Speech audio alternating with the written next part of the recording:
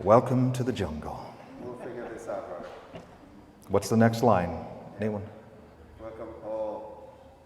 Oh, wow. I don't know. Sorry, it's been too long. I'm the only one Yeah. who was in high school in the 80s? Okay, all right, that's fine. I only know the line.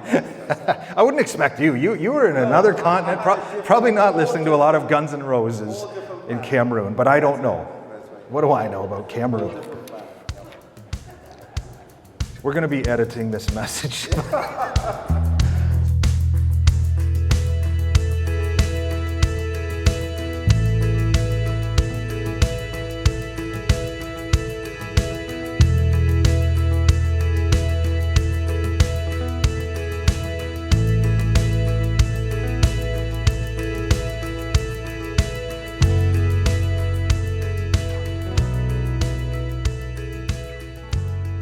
Now, when I first came to Avon 7.5 years ago, a number of things were clearly communicated to me, directly and explicitly. A number of things.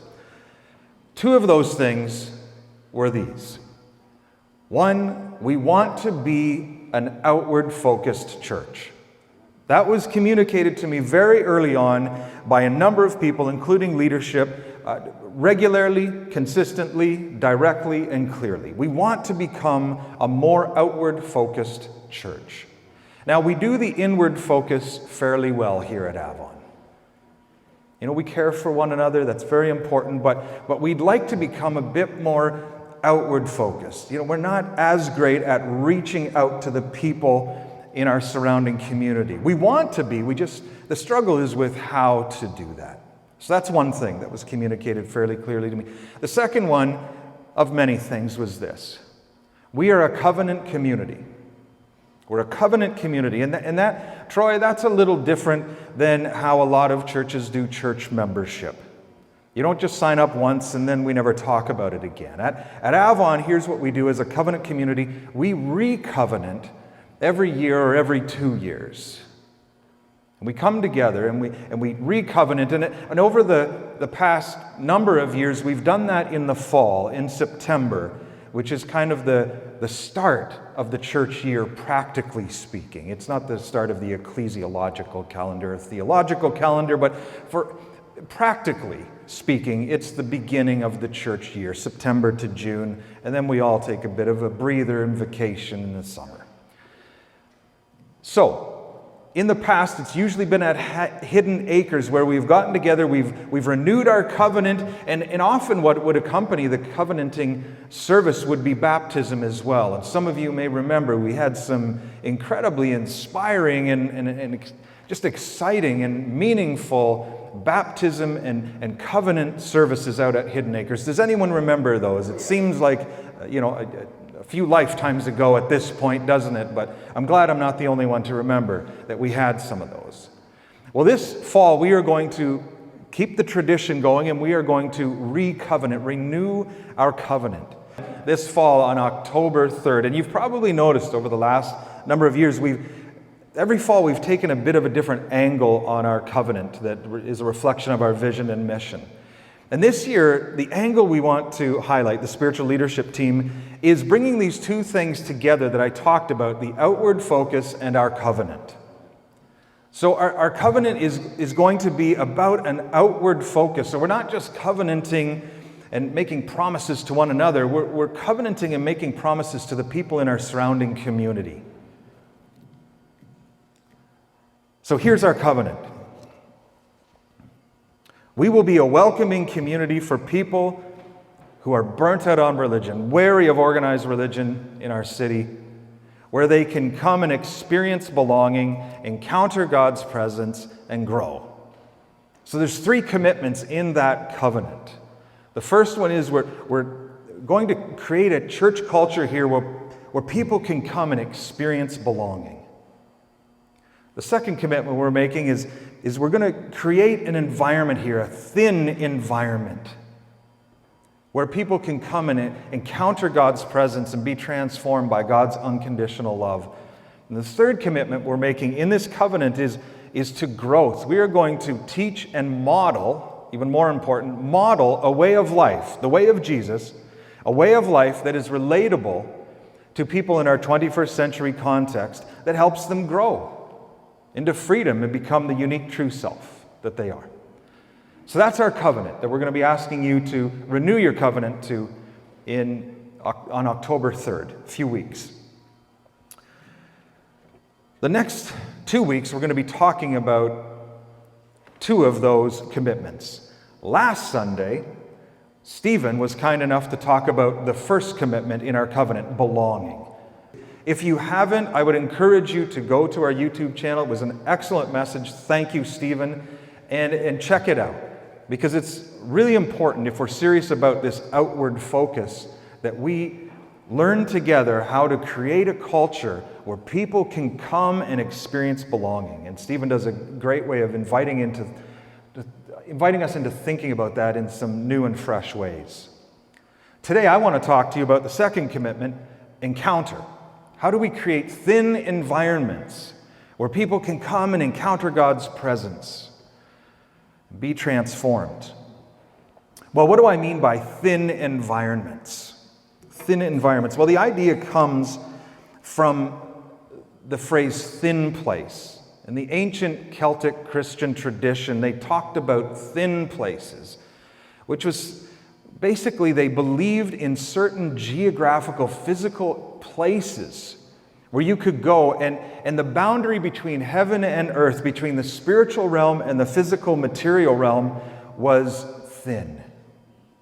Or another way of saying that, they believed there were places you could go, and God's presence was more abundant and accessible there. Now, example of a thin place in the Bible, in the Hebrew scriptures that we often call the Old Testament. There's this place called the Mountain of God. And it had many names: Mount Horeb, Mount Sinai, Mountain of Yahweh. But this place, the Mountain of God, it was a thin place for Moses. Now, his first encounter with God at the burning bush, that happened on the Mountain of God.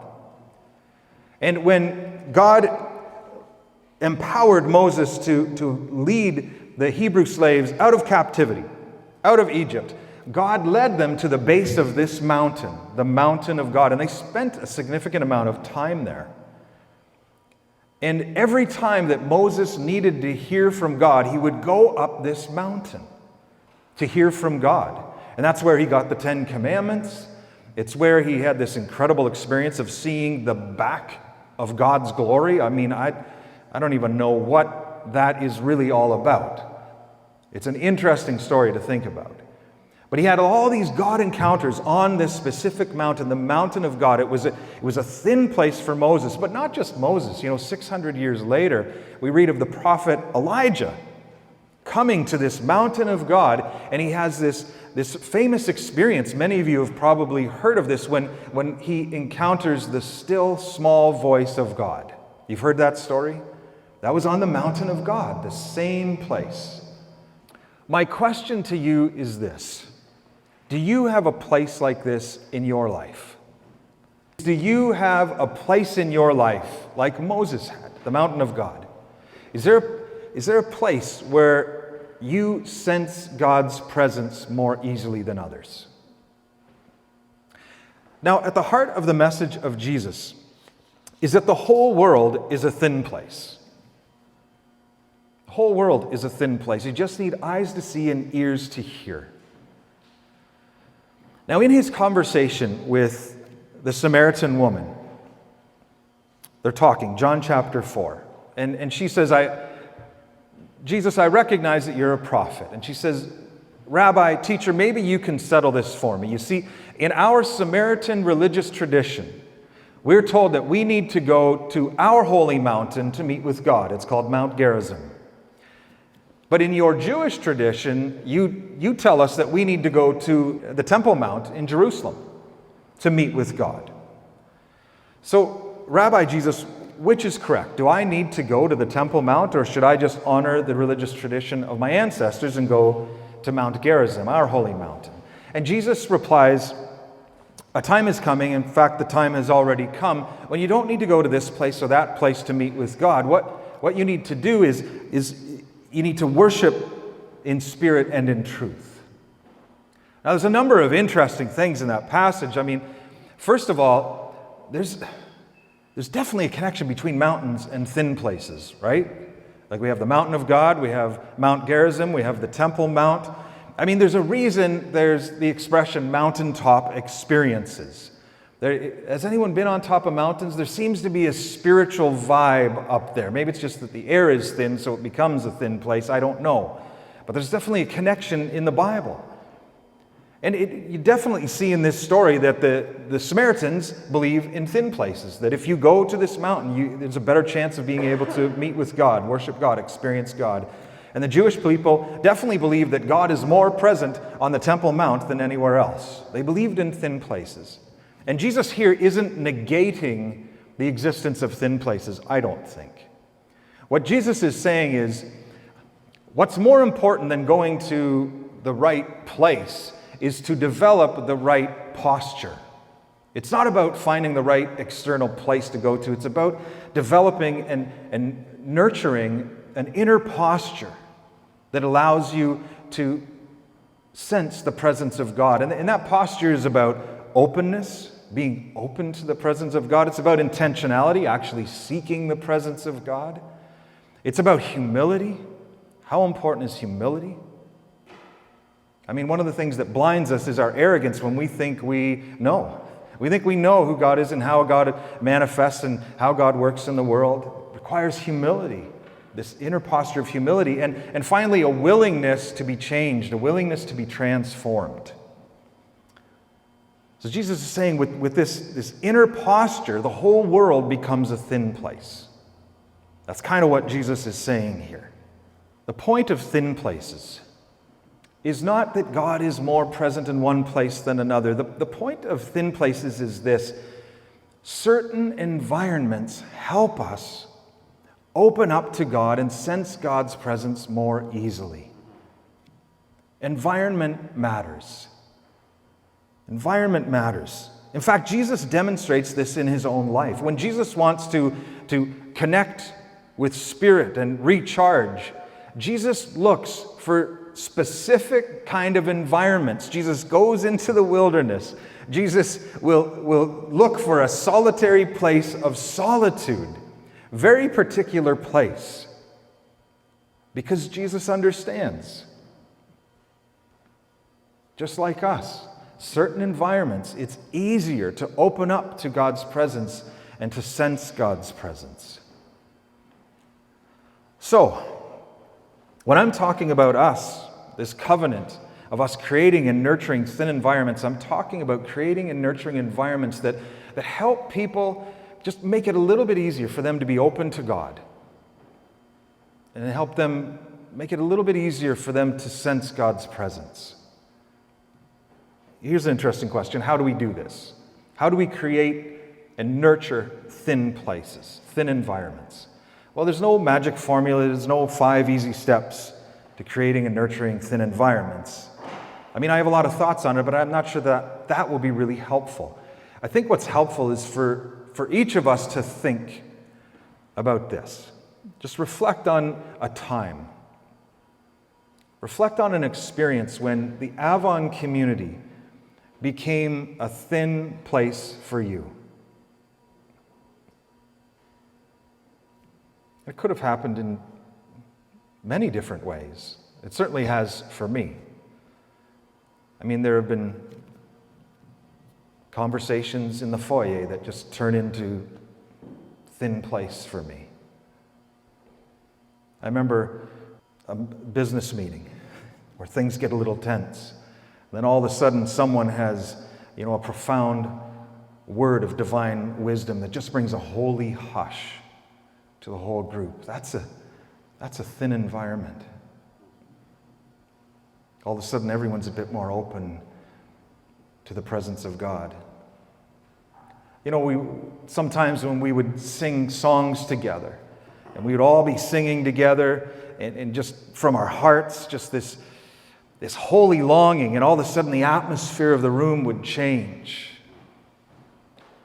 You would just feel just the energy, it almost felt like the Sometimes the presence of God was almost tangible. Or we'd be in silence. Remember when we used to do silence?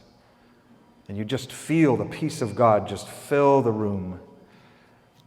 Or I remember when the first time the youth band played, I think it was around Easter, maybe 5 years ago. And it was just electric. It was electric. It was like everyone in the congregation was on fire with the holy fire of God. I just looked around, I couldn't believe it. Like, wow. This has just transformed this place. It is now a thin place. It is holy ground. Or when Cyril got George Schroeder up to the front dancing with the kids and youth. Do you remember that? That was a thin environment for me. You can't really replicate that stuff, but, well, if you want to try, go ahead. I think one of the most consistent thin environments for me was the adult discussion group after our worship gathering. You know, we called it Sunday school or CE, whatever we called it. But it was when a group of us got together in a room, and sometimes there'd be 35 of us, sometimes there'd be 8 of us. It didn't matter. We would share from our hearts, and it became holy ground. It became a very thin place for me. As people shared from, sometimes it was very deep, honest, open, vulnerable. Holy ground, thin place. That wasn't always like that all the time. Sometimes someone would start talking and they wouldn't stop and you'd kind of feel the energy leave the room. Sometimes that person would be me,